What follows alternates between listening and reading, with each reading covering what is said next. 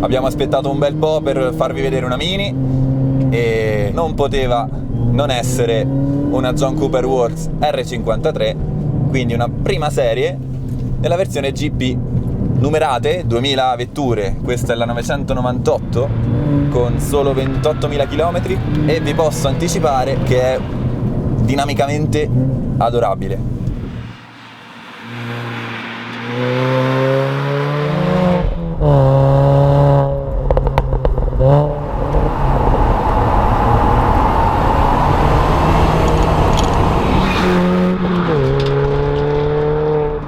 Vettura totalmente originale, eccezione fatta per un centrale diretto che le regala questi caratteristici scoppietti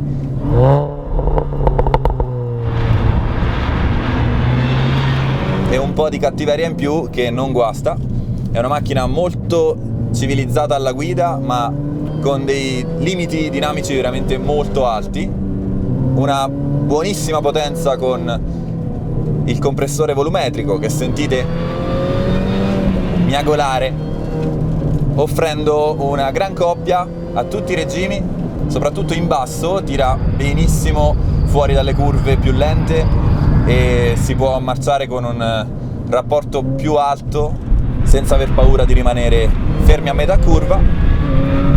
E a proposito di rapportatura, il cambio è spettacolare, è veramente infallibile.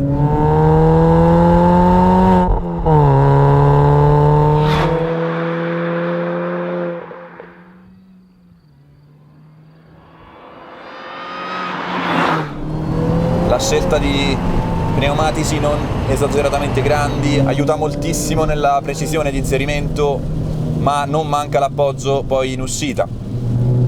Controlli ovviamente non ce ne sono, c'è da disinserire soltanto quello di trazione, che con questo bottone qui si leva di mezzo. Ovviamente differenziale autobloccante.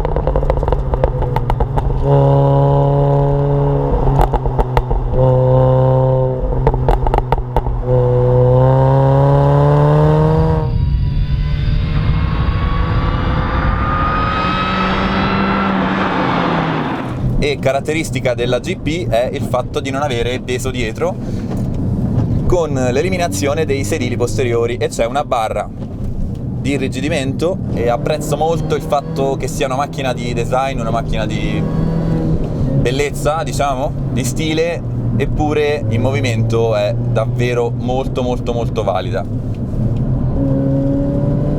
È senza dubbio la mia Mini preferita, anzi è l'unica Mini che veramente posso dire di apprezzare. Andando avanti sono cambiate molto, ovviamente cambiano le necessità di mercato, la richiesta e i gusti soprattutto degli acquirenti. Io mi ritengo un non grande cultore delle Mini in generale, ma questa, da quando uscì, essendo molto molto chiaro ed evidente il suo target e la sua clientela, sentite? Ne ha parecchio, ne ha veramente parecchio.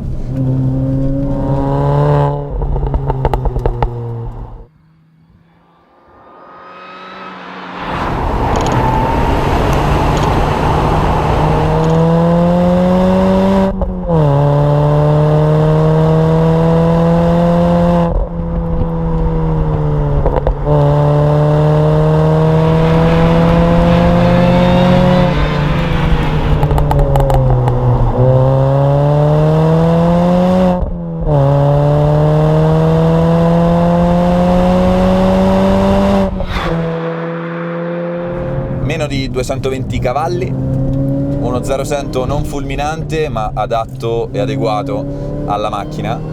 È una guida che si basa tutta sulla coppia e sulla sensibilità, sulla precisione. Non vuole essere una dragster, ovviamente. Apprezzo molto più tutto il resto, tutte le altre ricerche che vanno ad accontentare le fasi della guida che più mi interessano, quindi gli inserimenti, la totale precisione dello sterzo e dell'avantreno, e fa molto piacere avere questa coppia onnipresente a tutti i regimi, tranne poi salendo in alto, va bene, è normale, però in basso il compressore assicura un comportamento sempre omogeneo, sempre prevedibile, è un gran bello strumento.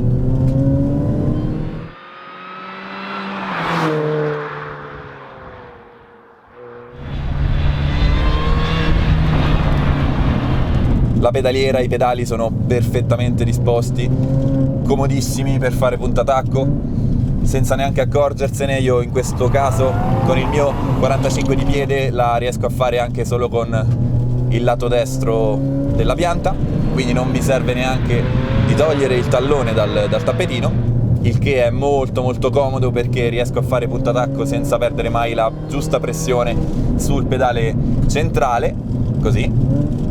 Facile.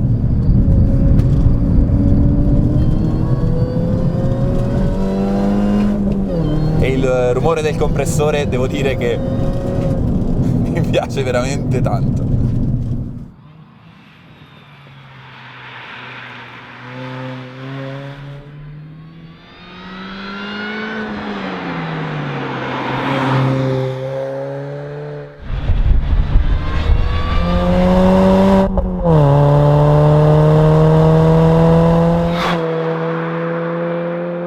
Perché non ho mai provato una Mini su Drive Experience? Perché nessuna Mini mi ha mai davvero stregato. La R53 GP,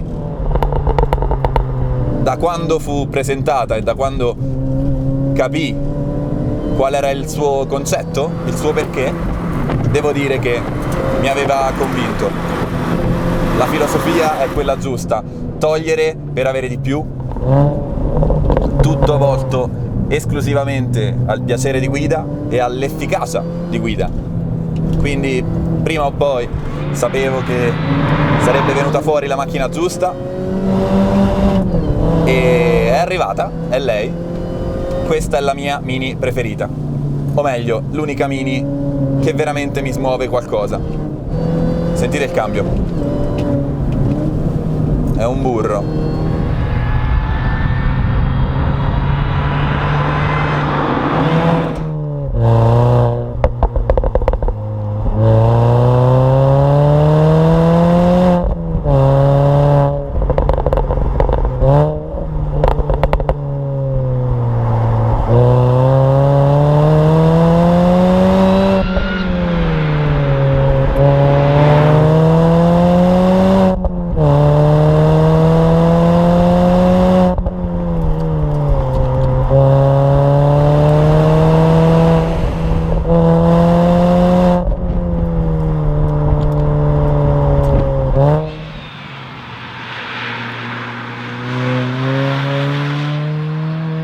Me la sono sentita addosso dai primissimi minuti, è molto intuitiva per chi è abituato a trazioni anteriori con un certo numero di cavalli. Queste sono le macchine che preferisco perché, pur già disponendo di una tecnologia abbastanza avanzata rispetto a quella che c'era negli anni 80 e 90, non perdono di vista il motivo per cui le persone comprano queste macchine. E qui sulla clientela Mini c'è anche la componente di stile e di eleganza che sicuramente il cliente Mini ha sempre guardato, anche nella Mini originale, in quella d'epoca. E devo dire che è una macchina giusta, senza grossi difetti, a livello di guida veramente pochi, se non nessuno. È facile arrivare vicino ai limiti rimanendo in divertimento sicuro, senza sentirsi in pericolo, cosa che può essere un pregio o un difetto, a seconda di come vi piace vivere la vostra auto sportiva.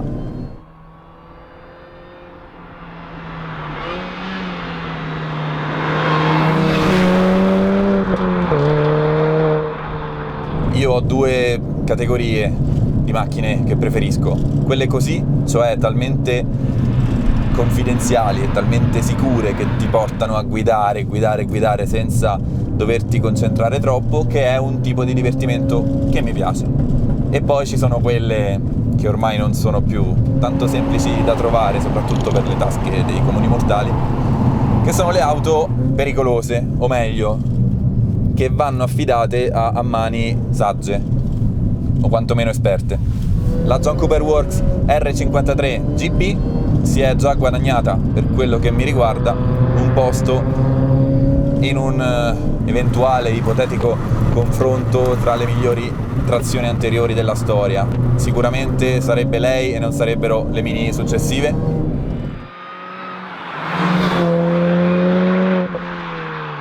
L'ho avuta per 3 settimane, ho avuto tutto il tempo di rendermi conto,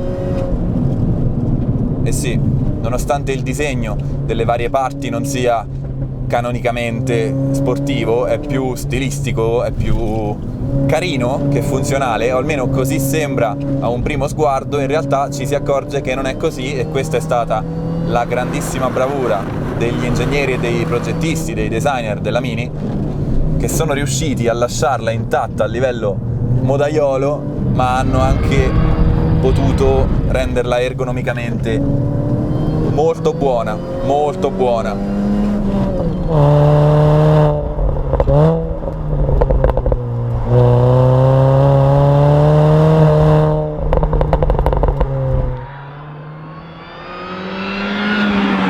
Non potrei mai comprarla perché non sono un tipo da Mini, non mi ci vedo neanche lontanamente al volante di una Mini, però io qua mi dovrei occupare di spiegarvi, secondo il mio modesto avviso, se questa macchina è valida o meno alla guida, e la risposta che vi posso dare è senza dubbio un bel grosso sì.